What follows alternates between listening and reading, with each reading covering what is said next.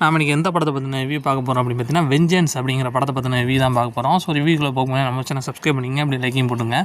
இந்த படத்துடைய கதை என்ன அப்படின்னு பார்த்தீங்கன்னா, நம்ம ஹீரோயினை பேஸ் பண்ணி தான் இந்த கதையே இருக்குது. ஸோ அவங்க பேரை எப்படியா நிலச்சி நிறுத்தணும், தான் பேர் எல்லாத்துக்கும் தெரியணும் அப்படின்னு நினைக்கிற ஒரு கேரக்டர் சின்ன வயசுல இருந்திருக்காங்க.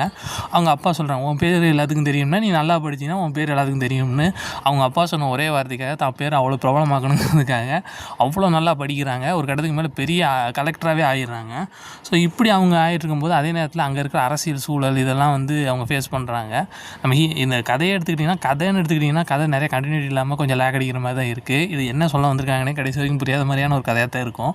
ஆனால் இதில் மெயினாக முக்கியமான பாயிண்டே நம்ம ஹீரோயினோட கேரக்டர், அது வடிவமைச்ச விதம் சூப்பராக இருந்துச்சு. நம்ம ஹீரோயின் வில்லத்தனம் கலந்த ஒரு ஹீரோயிசம் மாதிரி பண்ணியிருப்பாங்க. அதே நேரத்தில் அரசியல் இதெல்லாம் தமிழ்நாட்டோட அரசியலில் நிறைய விஷயத்தை அப்படியே ஓப்பனாக பேசின விதம்லாம் சூப்பராக இருந்துச்சு.